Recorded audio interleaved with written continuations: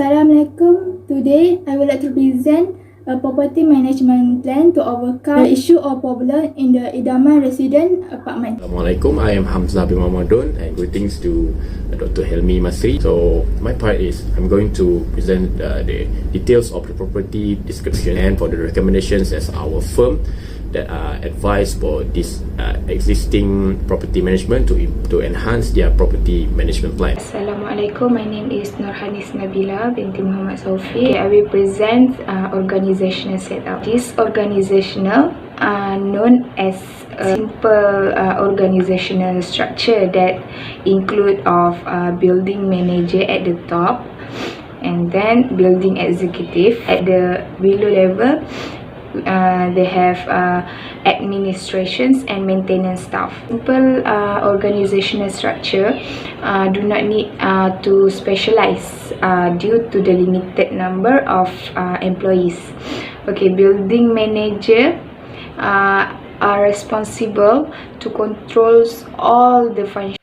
So the next I'm going to present about process of taking over the property. After vacant position were delivered, developer, which is Nusajaya Development Sdn Bhd, will call for first meeting. It is 12 months from vacant position were delivered. The next is notice of meeting will be given. It is not less than 14 days from actual meeting. So, JMB will be formed, which is Aspiras Property Management. JMB inform and register name with the Commissioner of Bidding. It is 30 days after first meeting been held. The last is developer will transfer all balance of money in the maintenance and sinking fund account after payment of all expenditure has been property charged to the account. It is not later than 1 month from the date of JMB is formed. Assalamualaikum to Dr. Helmi. My name is Haikal. I'm going to present about the location and accessibility to the subject property.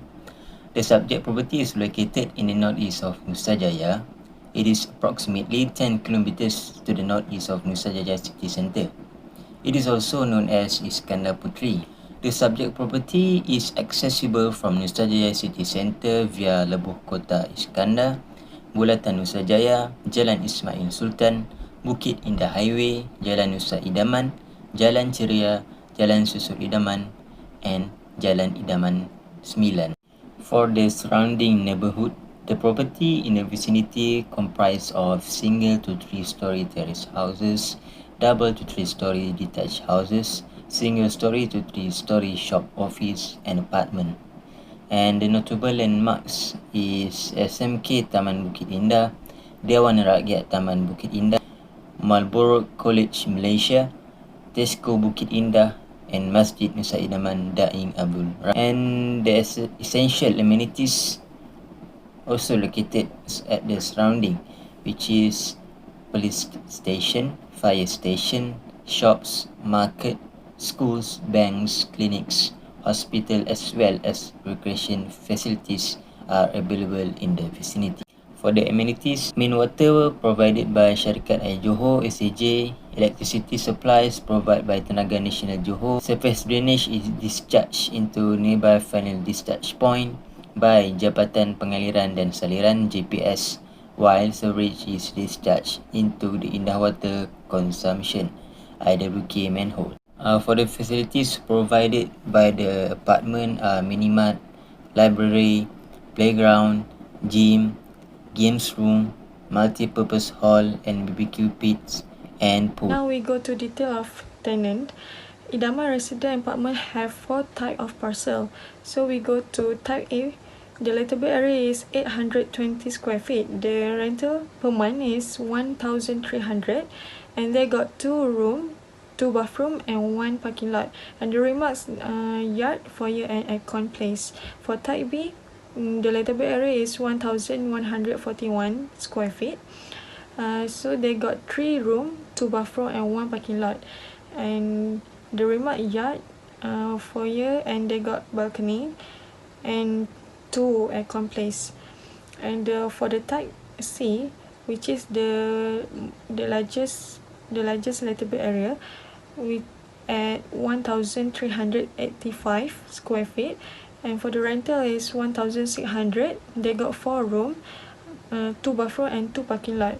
And the special for the remark, they got mini garden and 2 aircon place, and balcony, foyer and yard. And for the last one is type D. The lettable area is 972 square feet, and for the rental is 1,300. They got 2 room, 2 bathroom and 1 parking lot. And for the remark, they got yard, foyer, balcony and 1 aircon place. For the term of contract, as a tenant, they need to pay the rent within the time given as in the agreement. They need to pay all deposit for the supply of electricity, water and telephone, and pay and discharge punctually during the subsistence of the tenancy. Tenant also need to allow the landlord to enter and examine the state of repair of the damaged premises at all reasonable times. And tenants are not allowed to do anything which may become nuisance or annoy or cause damage or inconvenience to the landlord or the other tenant.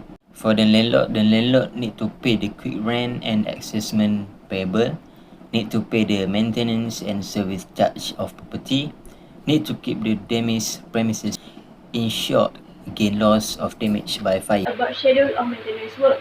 The first one is cleaning and landscaping, which is being handled by cleaners. The second one is security patrols, which is being handled by security guards. The third one is lighting and fixtures inspection, which is being handled by property manager itself.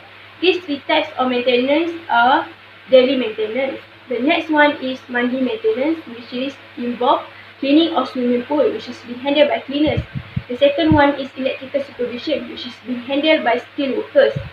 The next one is 3 months maintenance that involve the ELB system and CCTV centralized. These 2 types of maintenance are being handled by skilled workers. The next one is 6 month maintenance, which is firefighting. Next is yearly maintenance, which is painting. And the last one is emergency maintenance, which is involve piping system and repairing window, door and roof. For the method of service charge, Idaman Resident Apartment use Sijil Familiar Unit Share, or we call CFUS, for each type of parcel. So here the calculation of service charge that we calculate by using CFUS formula. For the type A, we got the share unit is at 100, and for the service charge, we need to time with RM RM2 according to property manager of Idaman Resident Apartment, and we got 300. Type B, we got the share unit is at 160, and the service charge is at 400 ringgit. So next is type C. The share unit we got is at 274, and the service charge is at RM 822 ringgit. And for the type D, the share unit we got is at 125, and we got the service charge is at 375 ringgit. SWOT analysis is a preliminary method for decision making. The strength is the company is financially sound. It is to establish and develop a mutually beneficial business relationship. The company provides stable and expert or experienced property management team to support customer outcome. Next is they need to take responsibility and accountability of system, process, and the people in the managing a building. Highest level of honesty and integrity is must when becoming a highly qualified staff. Third is effectively manage their property. We are a company that is established with the aim of the helping tenants to get the properties of their choice, and to help property owners that effectively manage and maximize their property. Our weaknesses may be that we are a new property management business in the residence, and it might take time and extra effort to convince the landlords to give us the manage in their property. The lack of social media presence is a challenge by how to grow the connections naturally and gently engage them with the timely and high quality content. Opportunities is a demand from the tenant. We can see that customer take the smartphone to demand real-time immediate response. Next is capitalize on the local convenience center with the facilities and service provided. We could give opportunities to resident city center to buy house at our property managed because it is a strategic location. Long-term economic can be the threat. It is nice to have the one large property management client, but if it's in the circumstance of the decline in the economy, what user purchaser to move another service provider under the completely in the future. The property management were in the dilemma when MCO was announced by allowing a limited number of staffs to because it's categorized as an essential service. The occupancy and load on the strata resident building were higher than the average. There is hardly anything we could do as regard these threats other than the optimized thing will to continue all our works. Recommendations of cost efficient for short term. First point is energy saving. The building executives' roles in the company should also include the strategy which responsible on any energy consumptions of the building itself. Make a proper plan to reduce the building energy consumption significantly. The effects of energy saving definitely worth the efforts as reduce operating costs. Even it is small, but it gradually saves huge amount of costs. The second one is proper maintenance schedule of works. The consistent volume of amount maintenance work complies with the proper schedules of work. In this case, consistency is the key. The third point is efficiency.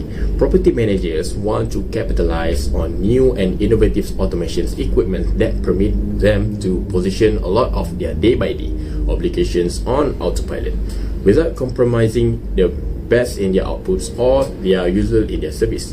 For the medium term, the first point is improve revenue.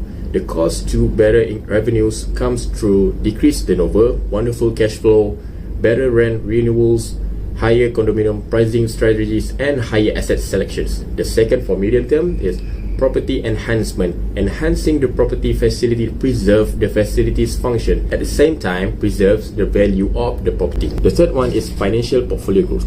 Money management plays an important part when utilizing the usage and the investment for the property. Saves a part of the money for emergency cases such as the crisis. As we can see now, this is happening now, the pandemic. People lose their job, business are closed, so use the portfolio wise. Okay, for the conclusion, based on our case study, we have gained a lot of information and knowledge regarding to the process and management plans in property management of a residential apartment, or we call it stratified building. Okay, property management involves people from all different backgrounds to work as a team in order to manage the life cycle of a property. Therefore, it's required the property manager to have different skills and knowledge. In handle this, they need a framework to achieve the goals, strategies, and objectives. A property management also provide reports on a monthly basis, which is physical and financial reports. It aims to communicate how the property is performing, goals to focus and guide to take an action.